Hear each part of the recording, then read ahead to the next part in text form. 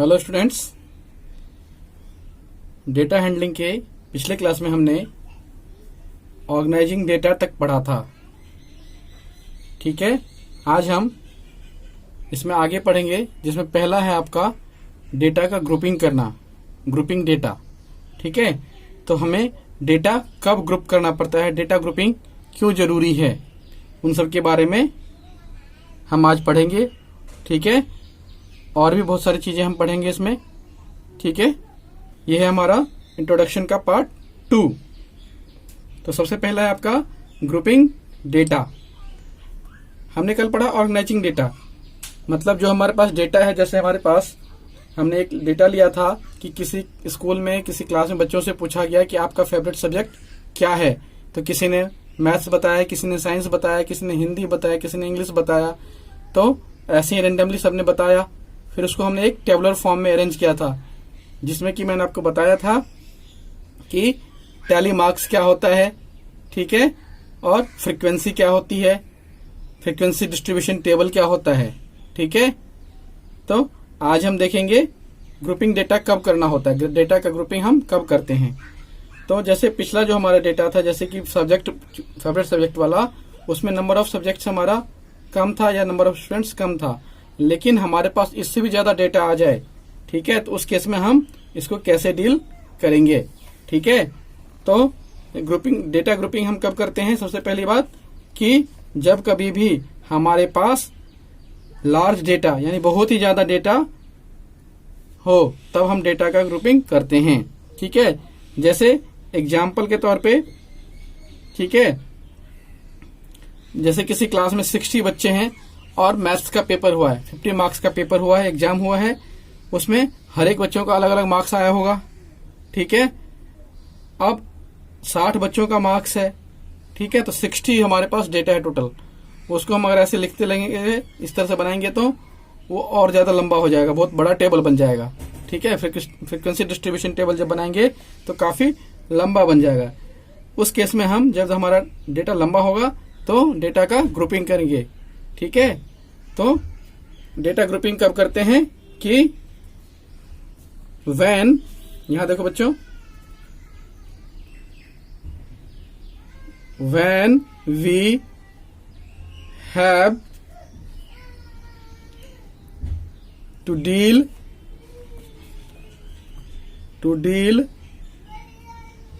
With large data, हमें जब data, बड़े डेटा हो, एग्जाम्पल के तौर पे marks of students in a class in maths unit test. ठीक है, मैथ्स के यूनिट टेस्ट में, किसी क्लास में मैथ्स का यूनिट टेस्ट हुआ, उसमें मार्क्स जो है बच्चों के, ठीक है, उसका, इसमें मान लो जिसमें अभी आपको बताया कि 60 बच्चे हैं, मैथमेटिक्स का पेपर है, 50 मार्क्स का पेपर है, उस तरह का जब हमारा डेटा होता है तो हम डेटा ग्रुपिंग करते हैं।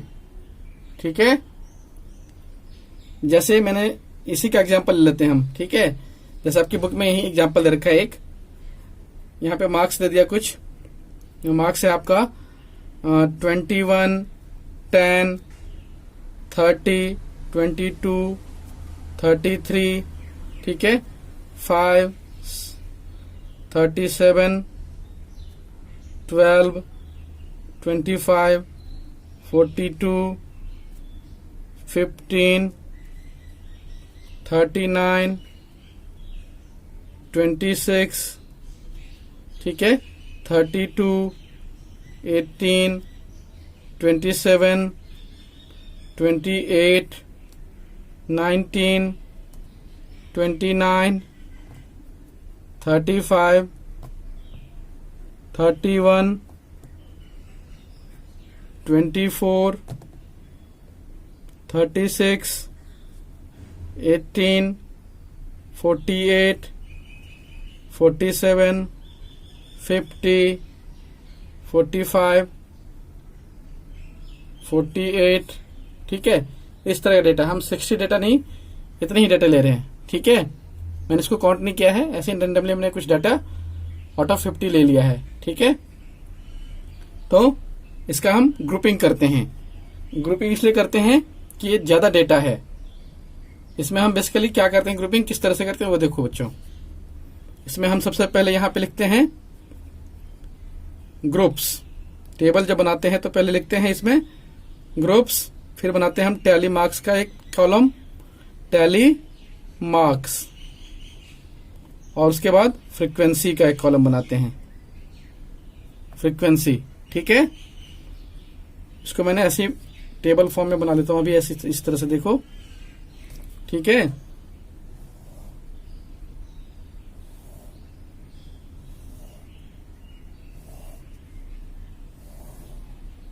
ठीक है। अब इसमें जैसे मैंने इस तरह से ग्रुप बनाया 0 10, ठीक है, 10 20 20 30, यहां देखो जरा 20 30 30 to 40 40 to 50, ठीक है ना, अप टू 50 तक है ना। इस तरह से हमने बनाया।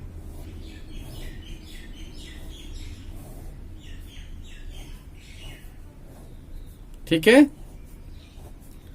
अब ये लाइन बीच में नहीं आएगी, सॉरी।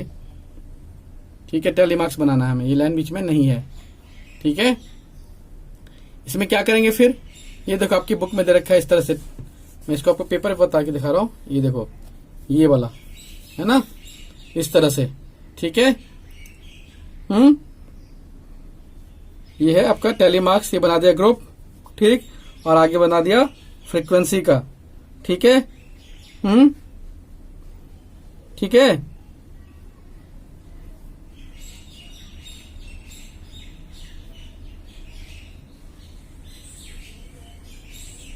अब देखो यहां पे जैसे मैंने ले लिया ये क्लास, वो ले लिया, ग्रुप्स ले लिया। ठीक है, अब ये जो हमने लिया इसमें 0 to 10 मार्क्स। अब 0 to 10 इसमें कौन कौन से मार्क्स लेंगे, 0 से लेके 9 तक। जो 10 होगा वो हमारा नेक्स्ट क्लास में होगा, क्योंकि अगर मान लो यहां भी काउंट हो जाएगा, यहां भी काउंट होगा, तो इसके लिए हमने एक कन्वेंशन बनाया, मैथमेटिशियन ने एक कन्वेंशन बनाया कि जब कभी भी जैसे मान लो 0 10 10 20 है, इस तरह से ग्रुप है, तो जो 10 वो वैल्यू होगा वो तो इसमें भी आ जाएगा और इसमें भी आ जाएगा। इसको हटाने के लिए मैथमेटिशियन ने कहा कि जो भी 10 होगा, जो हायर लिमिट वाला वैल्यू है पहले ग्रुप का, जैसे 10 है तो 10 हमारे नेक्स्ट ग्रुप में आएगा जिससे शुरू हो रहा होगा, जैसे 10 से 20 वाले ग्रुप में आएगा। 0 to 10 वाले में उसे कंसीडर नहीं किया जाएगा। ठीक है, तो अब यहां देखो बच्चों, जब आप इसे यहां पे काउंटिंग करोगे 0 to 10 वाला, यानी कि 0 to 9 वाला जो होगा नंबर, वही इसके अंदर आएगा बस। ठीक है, तो यहां देखो 0 to 9 में, 0 10 में कितने नंबर आएगा, 0 से लेकर 9 तक मार्क्स जो होगा वो 0 to 10 वाले में लिखा जाएगा। अब देखो यहाँ पे यहाँ पे 21 है, फिर 10 है, तो 10 तो हमारे नेक्स्ट वाले में आएगा ना, इसमें नहीं आएगा, क्योंकि 10 जब आएगा तो अगले हायर ग्रुप में आएगा, 10 to 20 वाले में आएगा। ठीक है, ऐसे 20 अगर आएगा तो 20 to 30 वाले में उसको मेंशन करेंगे। ठीक है, ये हमेशा याद रखना है। ठीक, बहुत ही इंपॉर्टेंट चीज है ये। अब देखो यहाँ पे यहाँ पे पहला नंबर आपका आ रहा है 5। ठीक है, उसके बाद और कोई नंबर है 37 12 25, यहाँ पे कोई नंबर, यहाँ पे भी कोई नंबर नहीं है, तो 0 to 10 में ओनली 1 आ गया, तो हमने एक लाइन टैली मार्क्स में दिखा दिया। आपको मैंने बताया था पीछे कि जितना नंबर आता है, जितना टैली मार्क्स आएगा उतना, जैसे 4 आया तो 4 लाइन्स खींचेंगे, अगर 5 आ गया तो 1 2 3 4, इस तरह से। यहां देखो जरा, इस तरह से बनाता है, अगर 5 आ गया तो 1 2 3 4 और ये 5। ठीक है, फिर 6 7 8 9 10, 5 5 का ग्रुपिंग बना देते हैं उसके बाद। ठीक है, तो 0 to 10 में कितना आया, ओनली 1। ठीक है, फिर 10 to 20 में देखो जरा, 10 to 20 कहां से कहां तक लेना होगा, 10 से लेकर 19 तक लेना होगा। ठीक है, 10 to 20 में कोई है यहाँ पे, हाँ ये 12 आ गया। ठीक, 15 आ गया 2, फिर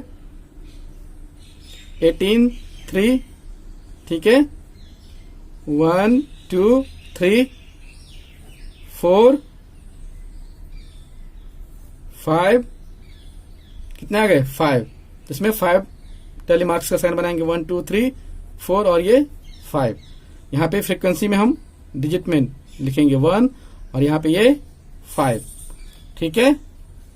इसके बाद 20 to 30 वाले में देखो बच्चों, 20 to 30 तो 20 से लेकर 29 तक आएगा इसमें। ठीक है। तो यहाँ पे हमने लिया 21 एक आ गया, इसको मैं दूसरे पेन से बना रहा हूँ। ठीक है, बार बार वो रेड रेड हो रहा है ना, तो 21। ठीक, फिर 30 तो अगले ग्रुप में आएगा 30 to 40 वाले में। ठीक है 30 जो है यहाँ नंबर, ये 30 to 40 वाले में आएगा। ठीक है। और हाँ, यहाँ पे हमने 10 to 20 वाले में हमें 10 भी कंसीडर करना था, 10 हमने कंसीडर नहीं करा, ये 10 एक छूट गया, ये देखो ये वाला। ठीक है, तो यहाँ पे कितना हो जाएगा 6 हो जाएगा। कितना हो जाएगा 6। ठीक, अब 20 to 30 देख रहे हैं हम, यानी कि 20 से लेकर 29 तक का वैल्यू जो होगा वो हम इस ग्रुप में लिखेंगे। ठीक है, तो देखो यहाँ पे 21 आया एक, फिर आया आपका 22। ठीक है, 25 3 हो गया, फिर 26 27 28 29। ठीक है, तो कितने हो गए 1 2 3 4 5 6 7। कितना आ गया 7। तो इसमें बनाएंगे 7 टैली मार्क्स। 7 1 2 3 4 5 6 7। ठीक है, अब यहां लिखेंगे 7। ठीक, आगे 30 to 40 में कौन सा आएगा, 30 से लेकर 39 तक का वैल्यू है ना, क्योंकि 40 वाला जो भी वैल्यू होगा या उससे बड़ा वैल्यू होगा वो 40 to 50 में आएगा। ठीक है, मैं बार बार ये चीज बता रहा हूं आपको, ध्यान देना इस बात पे कि अगर मान लो कोई 40 वैल्यू है तो वो अगले ग्रुप में आएगा, ना कि 30 to 40 वाले में आएगा। ठीक, अब देखो 30 to 40 वाला, तो 30 आ गया एक, तो हमारा ये 30 33 2, ये 37 फिर 3। ठीक है, अब आगे 39 32 35 31 36। ठीक है,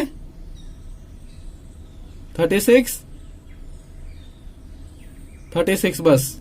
तो कितने हो गए ब्लैक वाले सर्कल जो कराए मैंने, 1 2 3 4 5 6 7 और ये 8। कितना आ गया 8 आ गया।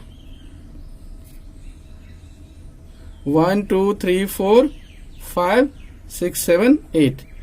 अब जरा हमने जब यहां देखा था 20 to 30 वाले में, तो एक हमारा वैल्यू छूट गया है, एक हमारा वैल्यू छूट गया है, कौन सा 24। ये देखो 24, ये हमें ध्यान से करना होता है। ठीक है, 24। अब काउंट कर लो तो एक बार 7 ही है, बढ़ गया ना, एक बढ़ जाएगा ना, 1 2 3 4 5 6 7 और ये 8।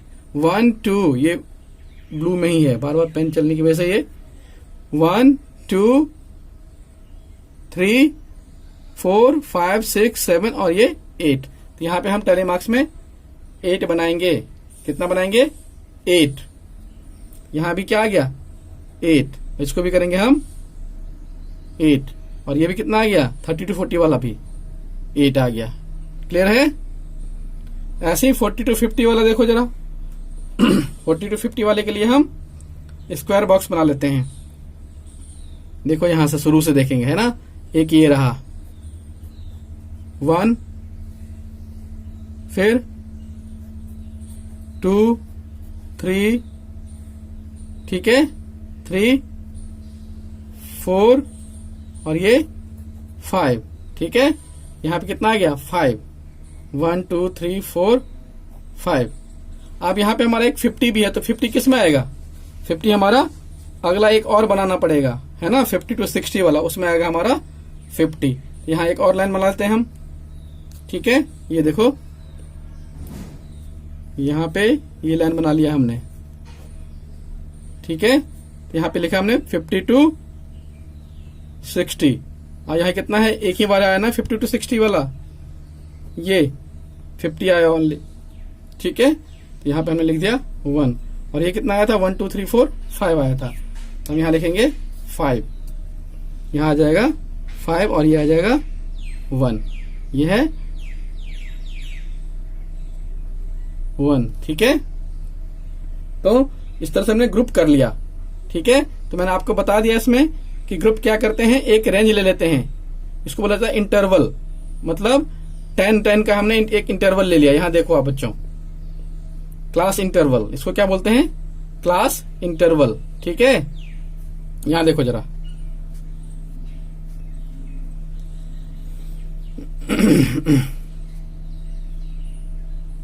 ये जो हमने लिया है 0 to 10, 10 to यहां देखो जरा, 0 to 10, 10 to 20, 20 to 30, 30 to 40, 40 to 50, 50 to 60, ये जो है हमारा सब क्या है आपस में, ये है हमारा क्लास इंटरवल। क्या है ये, क्लास इंटरवल, ठीक है, ये कहलाता है क्लास इंटरवल, ठीक। अब यहाँ पे क्लास इंटरवल कितने का है, कितने कितने गैप है, 10 का हमने लिया है, 0 to 10 है ना, मतलब 9 वैल्यूज के बीच में आ रहा है, ठीक है। अब क्लास में जैसे हमने लिया था 0 to 10, ठीक है, तो ये हमारा जो पहला वाला होता है वो हमारा होता है lower class limit, lower class limit, और ये वाला होता है हमारा अपर क्लास लिमिट, ये लोअर क्लास लिमिट और ये अपर क्लास लिमिट। ऐसे ही 10 to 20 में लोअर कौन सा हो जाएगा, 10 हो जाएगा, अपर कौन सा हो जाएगा 20। ऐसे ही 30 to 40 में 30 लोअर और 40 अपर, ठीक है, ये हमेशा याद रखना है, ठीक है। अच्छा, अब होता है क्लास का विड्थ या साइज, क्लास इंटरवल जो हमने लिया है ये क्लास इंटरवल, इसकी विड्थ या साइज निकालते हैं, वो कैसे निकालते हैं, विड्थ और साइज, विड्थ और साइज, ठीक है, ऑफ द क्लास इंटरवल, ठीक है, क्लास इंटरवल। ये कितना होता है, ये होता है हमारा अपर, यहां देखो बच्चों, अपर क्लास लिमिट, UCL लिख देता हूं मैं, upper class limit minus lower class limit, LCL, upper class limit minus lower class limit, LCL मतलब लोअर क्लास लिमिट, UCL मतलब अपर क्लास लिमिट। जैसे यहाँ पे मान लो हमने विड्थ निकालना है, कोई भी क्लास ग्रुप ले लो, हमने लिया 40 to 50, तो अपर क्लास लिमिट क्या है 40 to 50 में 50, ठीक है, 50, ठीक है, तो क्या हो जाएगा 50, और लोअर क्लास लिमिट क्या है 40 माइनस का 40, तो कितना आ गया, ये आ गया हमारा 10। तो विड्थ कितनी आ गई इसकी, 10 की इसकी विड्थ आ गई, ठीक है। तो इसमें हमें यही याद रखना था कि ग्रुपिंग क्यों करते हैं, क्लास क्या होता है, क्लास इंटरवल क्या होता है, क्लास इंटरवल में upper class limit lower class limit क्या होता है, क्लास की विड्थ या साइज कितनी कैसे निकालते हैं, क्या होता है विड्थ और साइज, ये सब हमने जाना, ठीक है बच्चों। यहाँ पे एक चीज और देखो बच्चों, जो हमने ये ग्रुपिंग करा है डेटा का और इस तरह का जो टेबल बनाया है, उस टेबल को हम क्या बोलते हैं, grouped frequency distribution, grouped frequency distribution. मैं यहां लिख रहा हूं, देखो जरा, यहां पे लिख रहा हूं, ये कौन सा टेबल है, grouped frequency distribution table, distribution table, ठीक है, ग्रुप्ड फ्रीक्वेंसी डिस्ट्रीब्यूशन टेबल, ठीक है। और इसके बाद ये जो टेबल बनाते हैं यहाँ पे हम क्या लिखते हैं, और देखो यहाँ पे टोटल निकालते हैं, क्या निकालते हैं, टोटल, जो हमारे ये नंबर ऑफ था, फ्रीक्वेंसी जो आई है वो हमारे गिवन डेटा के बराबर ही है कि नहीं है, ये जो है जितने नंबर ऑफ वैल्यूज हैं उतना ही हमारा आ रहा है कि नहीं आ रहा है, अगर आ रहा है तो हमने सारा डेटा लिख लिया है, अदरवाइज नहीं लिखा है हमने, कहीं ना कहीं हमने मिस कर दिया। यहाँ पे टोटल लिख लेते हैं टेबल में, ठीक है, टोटल, ठीक है, यहाँ पे टोटल लिखेंगे तो देखो कितना है, 6 1 7 7 और 5 12 13, 12 और 1 13, और 8 8 16, 16 और 13 16 और 13 29, कितना हो गया 29। ठीक है, अब यहां देखो 29 वैल्यूज है क्या, 1 2 3 4 5 6 7 8 9 10 11 12 13 14 15 16 17 18 19 20 21 22 23 24 25 26 27 28 29। ये दोनों वैल्यू मैच करना चाहिए, ये वैल्यू और जो हमने ये निकाला 29, ये दोनों ही वैल्यू हमारा मैच करना चाहिए, तभी हमारा सारा डेटा आ चुका है। अदरवाइज कहीं ना कहीं कोई हमने मिस कर दिया है। ठीक है, ये हमेशा याद रखना। ठीक है बच्चों, आगे है बच्चों हिस्टोग्राम। हिस्टोग्राम यह एक नया टर्म है, आप जो 8वीं क्लास में पढ़ रहे हो। ठीक है, इससे पहले आपने बार ग्राफ पढ़ा था, ये भी बार ग्राफ ही है, लेकिन ये एक थोड़ा सा इसमें कैटेगरी कुछ चेंजेज आ जाता है बेसिकली। ठीक है, आपके एनसीईआरटी में हेडिंग है बार्स विद ए डिफरेंस। ठीक है, और इस तरह का बार्स विद डिफरेंस जो बनता है उसी को हम हिस्टोग्राम कहते हैं। ठीक है, क्या होता है हिस्टोग्राम, कैसे क्या होता है, उसके बारे में मैं भी आपको बताता हूँ। ठीक है, तो जैसे हमने अभी बनाया था, पीछे टेबल बनाया था ना स्टूडेंट्स वाला, उसमें हमने डेटा कम लिया था। अभी आपकी बुक में जो टेबल था उसी टेबल को मैं यहाँ पे बनाता हूँ और उसके हिसाब से हिस्टोग्राम बना के फिर आपको बताता हूँ क्या होता है हिस्टोग्राम। ठीक है, जैसे एक टेबल है, ये देखिए जरा ध्यान से, यहां में लिखा क्लास इंटरवल। क्या लिखा, क्लास इंटरवल, और ये लिखा यहां पे फ्रीक्वेंसी। ठीक है, टेली मार्क्स वाला हमने अभी छोड़ दिया है। क्लास इंटरवल हमारा जैसे 0 to 10 था, 10 to 20, 22, 30, 32, 40, 42, 50 और 52, 60। ठीक है, इसको हम टेबल टाइप में बना लेते हैं। ये देखो,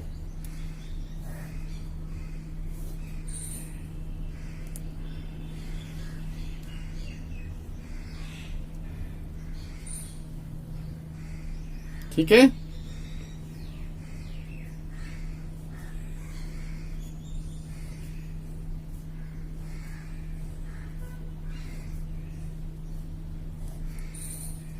ठीक है।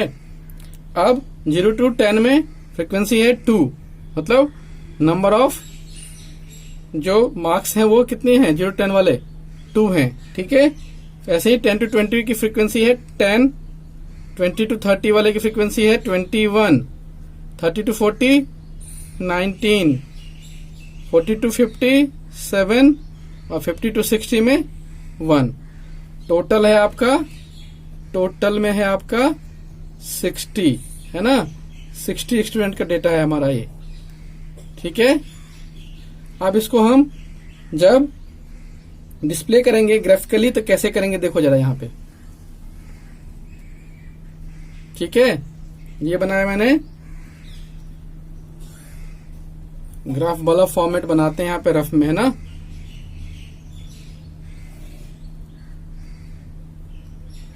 आई थिंक दिख रहा होगा आपको। ठीक है, यहां पे हमने बना लिया, नीचे लिख लिया हमने कि मार्क्स ऑफ द स्टूडेंट्स। क्या लिखा, marks of the students, marks of the students. ठीक है, ठीक है, और इधर लिख लिया हमने नंबर ऑफ स्टूडेंट्स। ये देखो, यहां लिखा मैंने नंबर ऑफ स्टूडेंट को मैंने STD करके डाल दिया। ठीक है, ये नंबर ऑफ स्टूडेंट है। ठीक है, अब यहां पे देखो जरा बच्चों, ये 0 है हमारा, ओरिजिन क्या होता है 0 0, ये 0 है।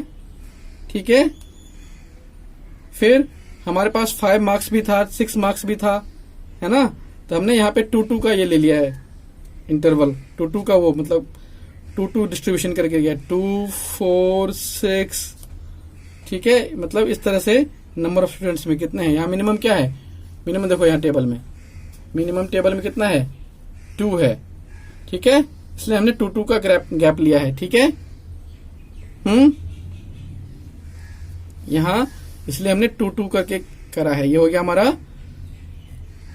2, ठीक है, फिर ये 4 6, ठीक है, यहां लिख रहा हूं मैं 8, ठीक, फिर 9, फिर 9 नहीं 8 के बाद 10, 2 गैप है ना, फिर 12, फिर 14, फिर जाके 16, इस तरह से है ना, मैंने बना लिया।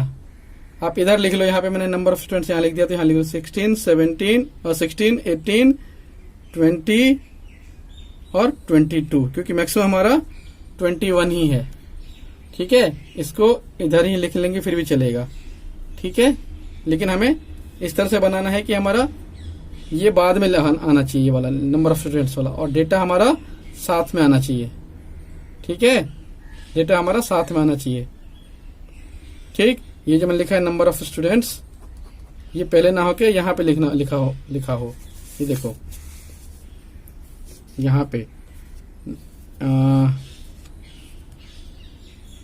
नंबर ऑफ स्टूडेंट्स, ठीक है, नंबर ऑफ स्टूडेंट्स ऐसे इस तरफ ये नंबर ऑफ स्टूडेंट्स शो कर रहा है, वर्टिकल लाइन, ठीक है, ये वर्टिकल लाइन, ठीक, क्लियर है। अब जैसे हमारा 0 to 10 कितना था 2 था, तो हम यहाँ पे शो करेंगे 0 to 10, यहाँ पे एक ग्रुप बना लेंगे, यहाँ देखो यहाँ पे करेंगे 10 20 30 40 50 और 60, ठीक है, 10 20 30 40 50 एंड 60। तो 0 to 10 में कितना है 2 है, हमने बना लिया ये 2, ठीक है। उसके बाद कितना है 10 to 20 में, 10 to 20 में आपका देखो 10 to 20 10 कितना है 10 है, ठीक है। तो यहाँ पे 10 to 20 में 10 to 20 में 10 है, तो 10 कहाँ है हमारा, ये है 10, ठीक है। तो इसको ऐसे बनाएंगे, ठीक है, और ये ऐसे इस तरह से आएगा, ठीक है। ये हो गया 10 to 20 वाला, जिसकी वैल्यू कितनी है 10 है। ऐसे ही 20 to 30, 20 to 30 में है आपका 21, ठीक है। तो 21 कहाँ आएगा इन दोनों के बीच में, ठीक है ना, यहां देखो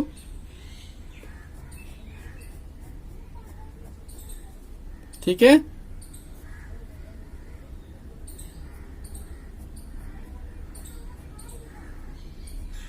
यहाँ बच्चों मैंने बताया था कि इसकी जो विड्थ होती है वो यूनिफॉर्म होती है। मैं अभी रफली आपको करके दिखा रहा हूँ पेपर पेन पे, इसलिए विड्थ थोड़ी बहुत पतली और मोटी हो सकती है, लेकिन आपको जब ग्राफ पेपर पे इसको शो करोगे तो ये आपका ग्राफ पेपर का जो लाइन बनी होती है उसमें, जिससे कि आपको विड्थ पतली मोटी नहीं होगी, ठीक है।